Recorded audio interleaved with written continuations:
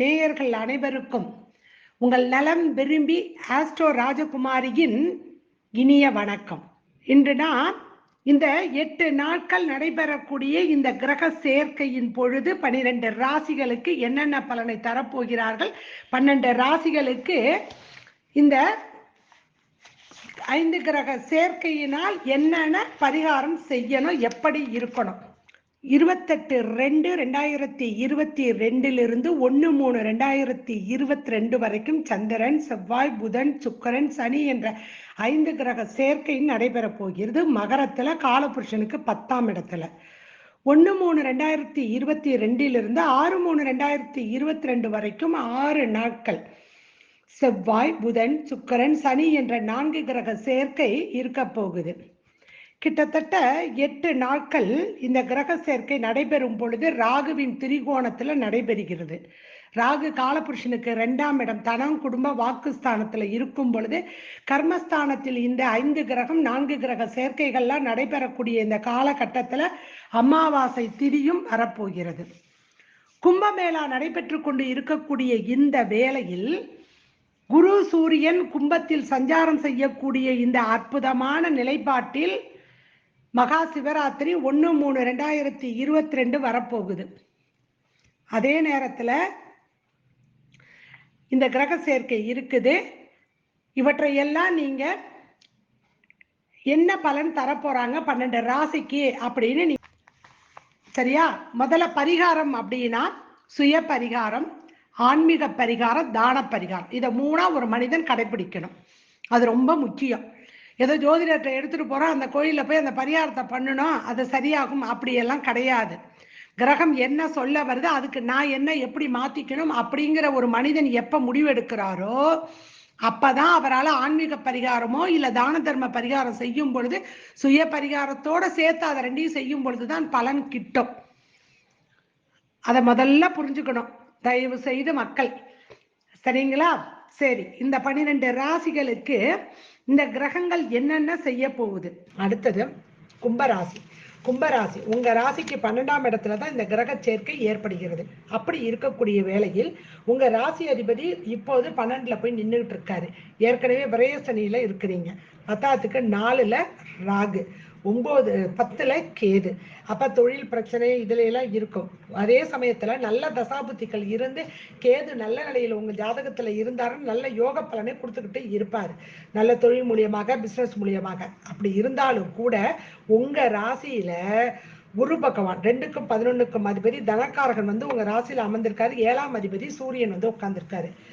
கணவனா இருந்தா மனைவி கை ஓங்கும், மனைவியா இருந்தா கணவன் கை ஓங்கும். பரவாயில்ல, சூரியன் இருக்க வரைக்கும் மாசி மாசம் வரைக்கும் இந்த கதைன்னு விட்டுட்டு போயிட்டே இருங்க, சரிங்களா? அடுத்தது உங்க குழந்தை ஸ்தானாதிபதி, அவரே 8ஆம் அதிபதி. அந்த புதன் விரயத்துல வர்றாரு. பிள்ளைகளால் விரயம் உண்டுங்க, கொஞ்சம் கவனமா பார்த்துக்குங்க. என்ன பண்றாங்க ஏது பண்றாங்கன்னு உங்க சுய புத்தியினால், நீங்க எடுக்கக்கூடிய புத்தியினால் நீங்க எடுக்கக்கூடிய முடிவு உங்களுக்கு விரயத்தை ஏற்படுத்தும். கவனம் தேவை, அதை மட்டும் கொஞ்சம் பார்த்துக்குங்க. 3க்கும் 10க்கும் அதிபதியாக இருக்கக்கூடிய செவ்வாய் பகவான் சமமான ஒரு கிரகம் தான். புதன், செவ்வாய், குரு, சந்திரன் எல்லாம் அப்படி இருக்கும் பொழுது விரயத்துல உட்கார்றாங்க. உட்காரக்கூடிய அந்த புதன் பகவானவரு பாத்தீங்கன்னா சந்திரன் சாரம் 6ஆம் அதிபதி சாரத்துல 1-3 வரைக்கும் இருக்காரு. அப்புறம் உங்களுக்கு 3க்கும் 10க்கும் அதிபதியான செவ்வாய் சாரம் ஏறி உட்கார்ந்துருக்காரு. அப்படி இருக்கக்கூடிய வேளையில் கொஞ்சம் கோபத்தை வச்சுட்டு நிதானத்தை கடைபிடிப்பது ரொம்ப உத்தமா. அதே நேரத்துல எது நடக்குதோ அது நடந்துகிட்டு இருக்கணும்னு பணம் கொடுக்கல் வாங்கலோ இல்லை ஏதாவது ஒரு கமிட் ஆகி ஒரு நான் கொடுக்குறேன்னு ஒரு வாக்குறுதி கொடுப்பதோ இதெல்லாம் வேண்டாம். இந்த காலத்துல விட்டுருங்க. ஏன்னா குரு சூரியனும் இருக்காங்க. சூரியன் உங்க ராசிக்கு பகை கிரகம், ராகுக்கு எதுவும் பகை கிரகம். அப்படி இருக்கக்கூடிய வேலையில கொஞ்சம் கவனம் தேவை. கவனத்தோட செயல்பாடு செய்தீர்கள் என்றால் கடந்து வந்துடலாம், சரிங்களா? சரி, வேலை செய்கிற இடத்துல உங்க பாஸ் இவர்கள்லாம் கொஞ்சம் கோவப்படுவாங்க, தேவையில்லாத கோபமா இருக்கும்.